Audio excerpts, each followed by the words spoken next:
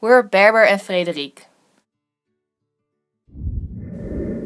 We have read the same book, and it is named Mist in the Mirror. This is the cover of the book. It is written by Susan Hill. This is Susan Hill. She is an English author of fiction and non-fiction works.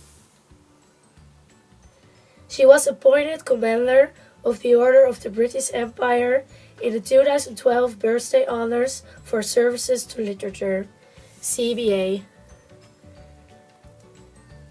In 1975, she married Shakespeare scholar Stanley Wells.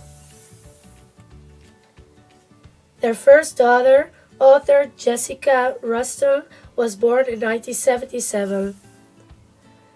Their second daughter, Clemency, was born in 1985.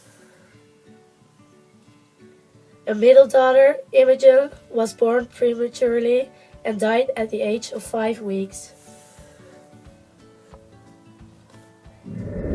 Hill's novels are written in a descriptive Gothic style. Hill won a few awards.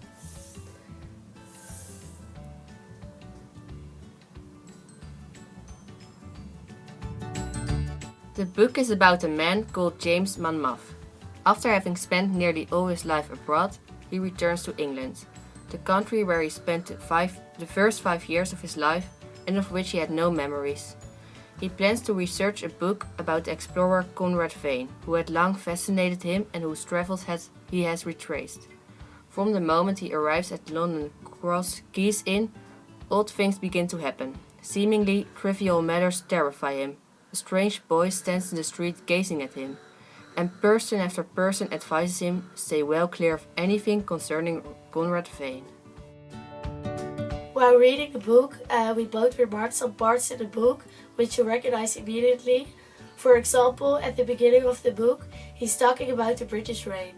He missed it because he traveled for many years and he spent only 5 years in England. Rain, London, the back end of the year.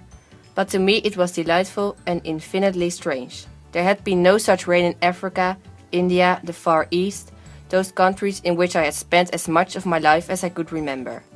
There had been only heat and dryness for month after month, followed abruptly by monsoon, when the sky gathered and then burst like a boil and sheets of rain deluged the earth, turning it to mud, roaring like a yellow river, hot, thunderous rain that made the air sweat and steam, rain that beat down upon the world like a mad thing, and then ceased, leaving only debris in its wake.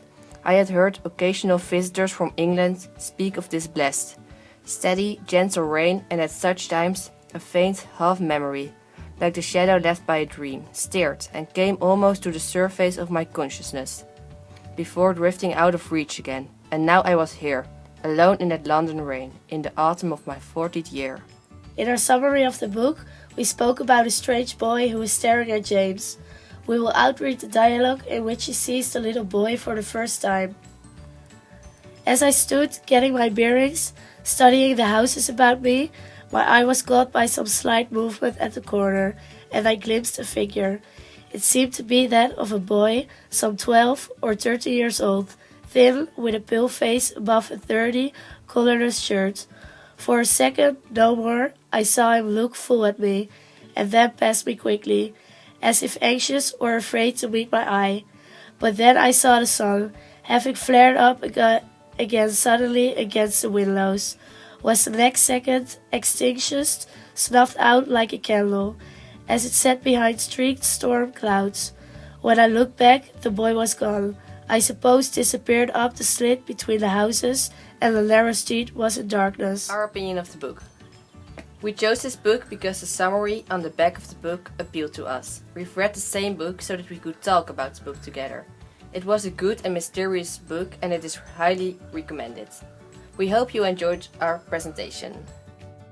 This is a positive review of the book. Less well known than The Woman in Black, but just as good. A spine-chilling atmospheric story that is reminiscent of ghost stories of old. Recommended to Susan Hill's other works and to ghost story fans in general. This is a negative review of the book. To be honest, I struggled to think of a book that I found more boring than A Mist in a Mirror. There was just nothing here to interest me at all. The story dragged, and for the most part, nothing seemed to happen. For a ghost story, I found this very tame and didn't scare once. I struggled to think of one positive thing to say about this, if I'm completely honest. We hope you enjoyed. Goodbye!